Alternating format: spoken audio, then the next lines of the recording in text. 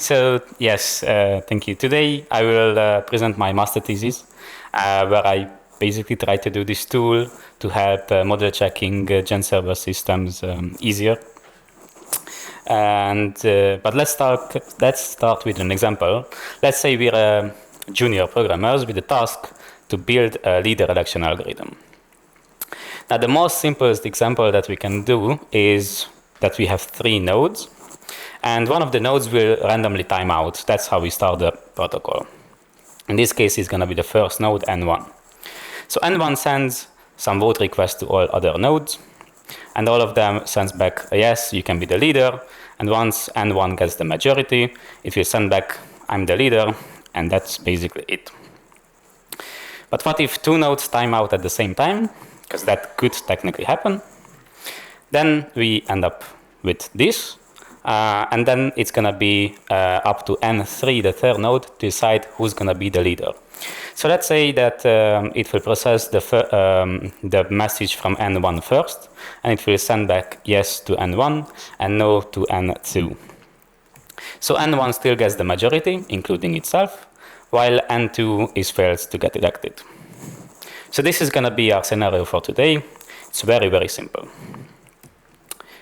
So let's implement it, and then when we implemented it, it seems to be working. So let's deploy it to production, because that's always a good idea. So time passes by, and everything looks good. Indeed, because most of the time it was only the first scenario, and we didn't really get to a point where the 2 nodes time out at the same time. But we will reach it sooner or later. And then we are back in the second scenario, where the N1 is just about to get the majority with the last yes message, while N2 is still waiting for their votes to get elected. Now, because it turns out that the implementation was not entirely correct, N2 will get an error that it doesn't expect this message in this state.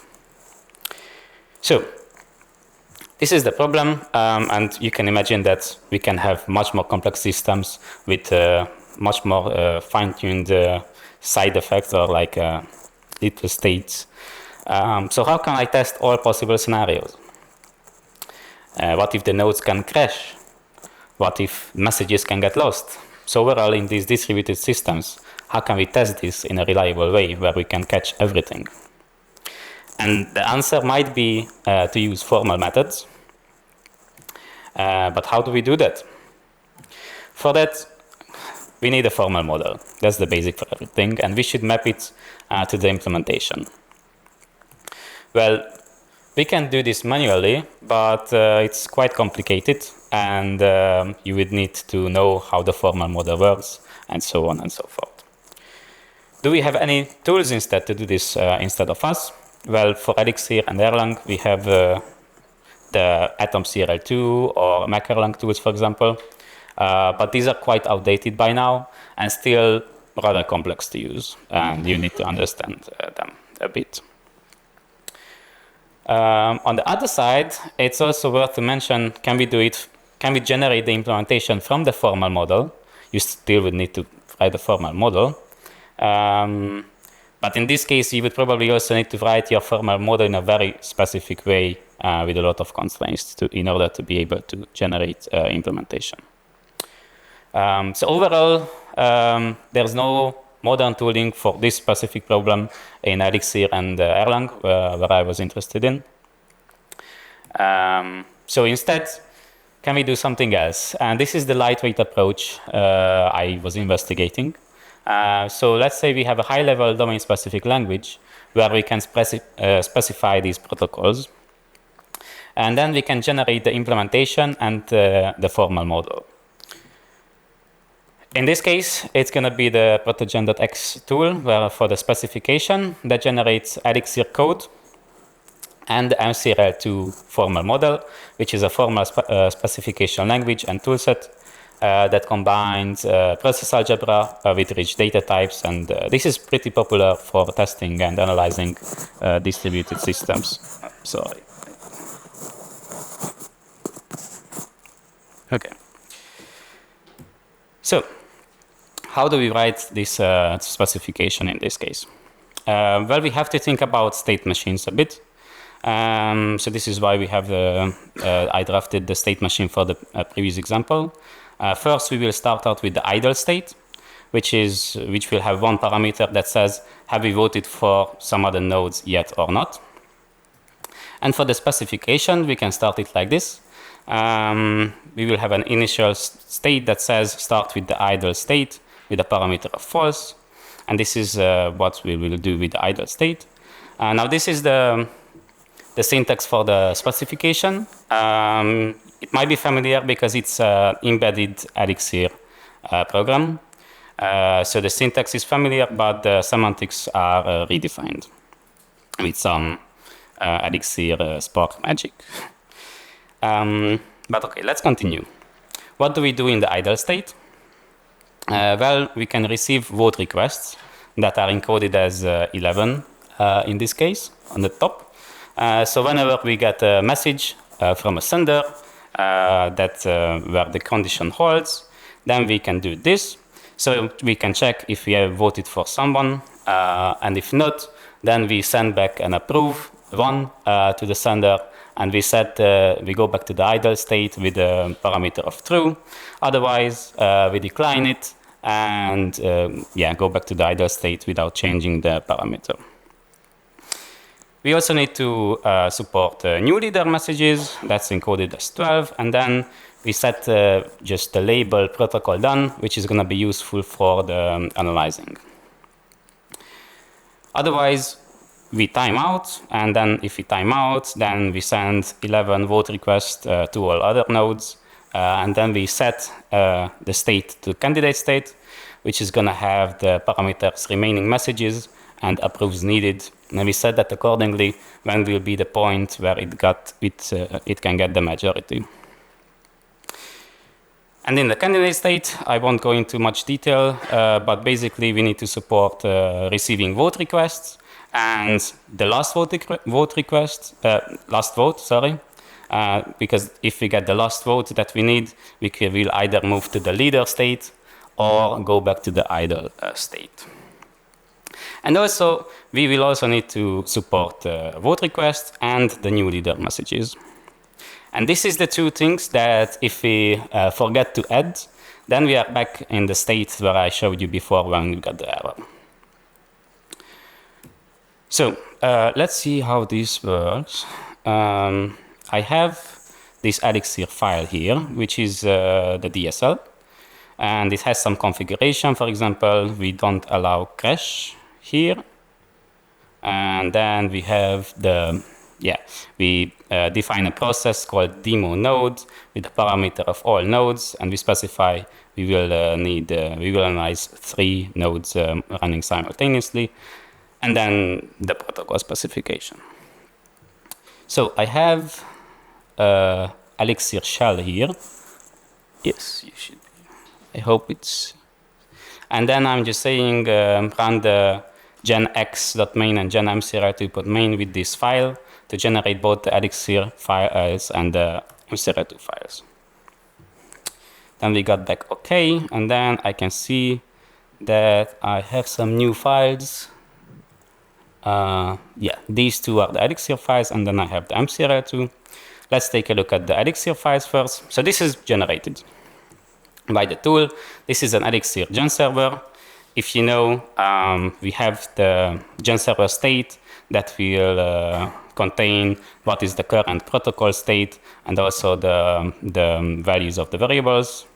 I also have an API module which is used only for currently just for starting the nodes, but I am able to pass in some runtime values later as well.